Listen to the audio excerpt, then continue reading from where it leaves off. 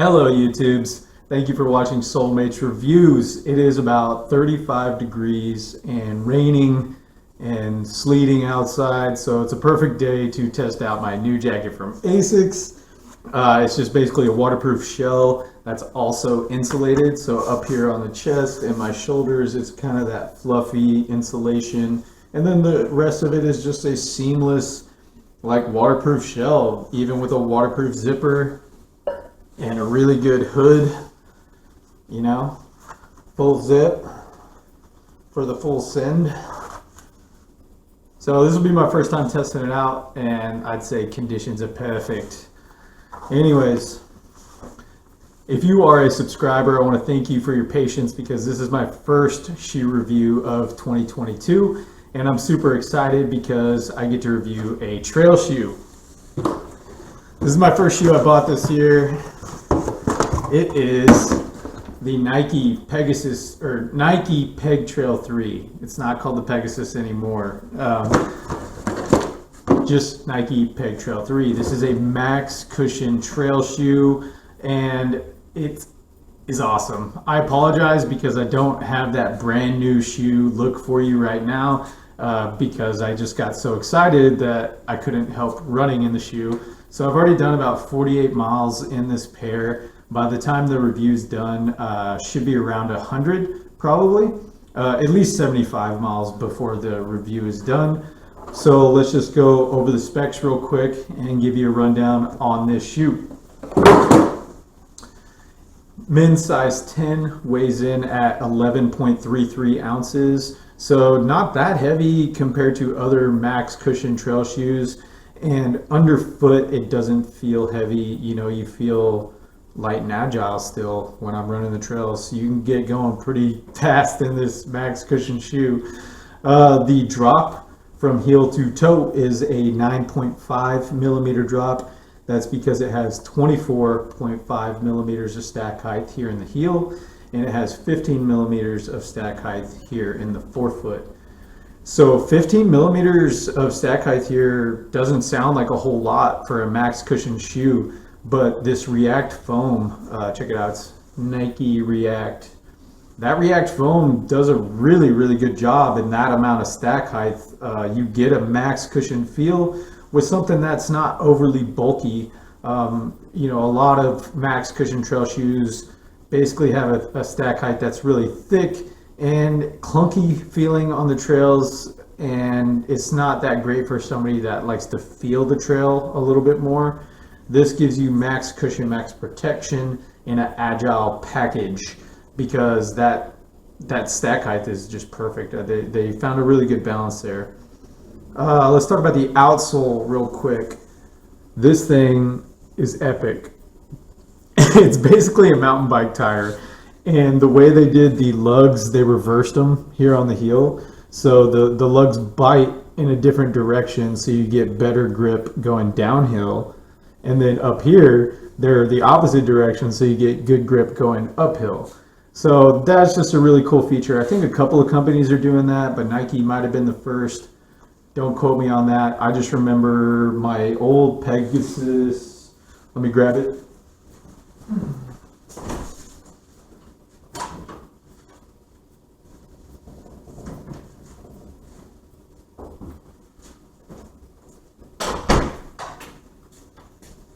Yeah, this is my old Pegasus, and similarly, the bite is reversed. So, not as much coverage though. I think I get a lot more coverage out of the new Peg Trail 3. Check that out. And the way that the outsole comes up over the toe on the Peg Trail 3 is way more surface area, so you get this nice bumper basically, which comes in handy. Like I said, I already did about 48 miles in this pair, so I've kicked a lot of rocks, and it protects your toes, man. It's like a little bumper like on your truck, so it's kind of cool. The rest of the upper is classic. They made it more like the road Pegasus rather than the old Peg Trail 2. So the heel counter is more like the road Pegasus, which I love. You have a good road shoe locked in feel here in the heel, and of course the lacing system gives you that incredible lockdown that the Road Pegasus does as well. However, the toe box is wider. You know, my last Pegasus was the 37, and the toe box is way tighter. Like it's squeezing almost, less volume too. It's more of a dagger and it's lower volume. This is broader and higher volume. So your toes got plenty of room for expanding and swelling on those long trail runs, ultra trail running. I haven't taken this shoe over 20 miles yet, like on a 20-mile run, but I have a feeling it could be a good ultra shoe. Either way, max cushion, trail shoe. See, we did the weight, we did the drop, the feel, the fit. I'm feeling locked in, so let's go for a run, y'all. I appreciate you watching, and we'll talk more about this in a little bit.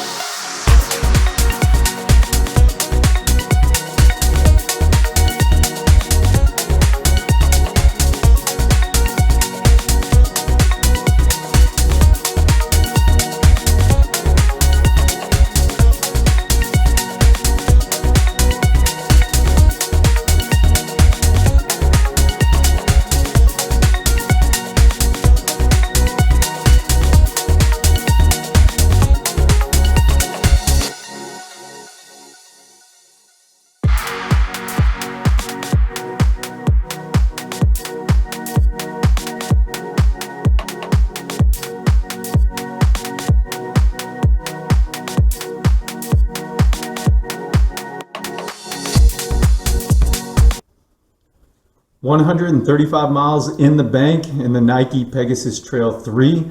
I'm loving it. I will continue to run in this shoe throughout the summer. If for whatever reason it blows up at 200 or 250, I will let you know. But right now, there is no signs of this thing stopping.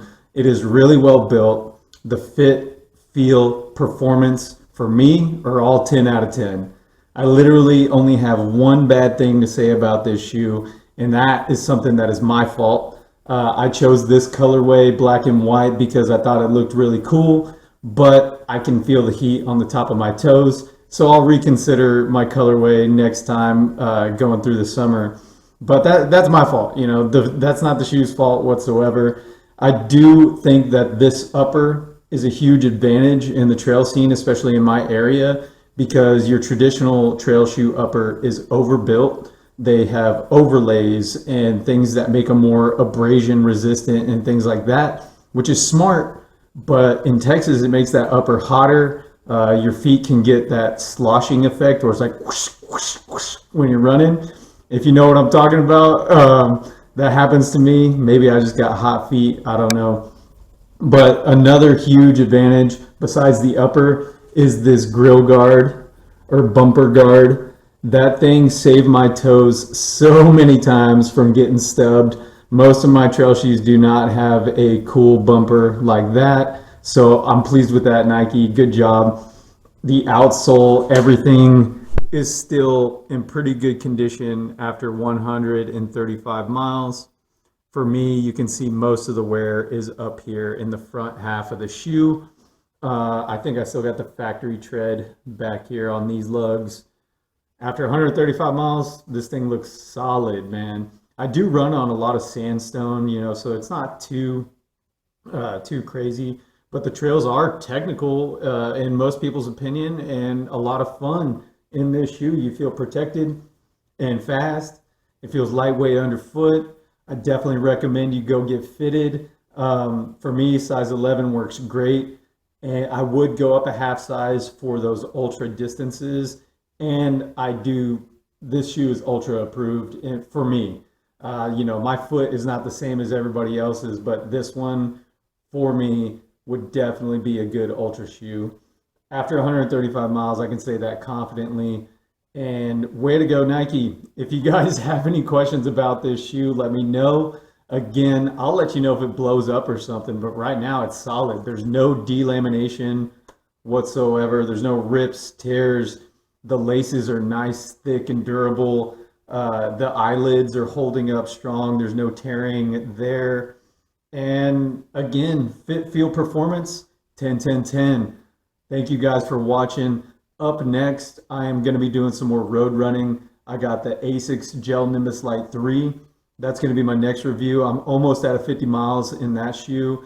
And then we got the Magic Speed still on deck. I haven't been feeling very speedy on the roads lately, so I'm almost like saving that shoe. But I'm going to bust it out, get those miles in for you guys and let you know what I think and what's not to like about ASICS.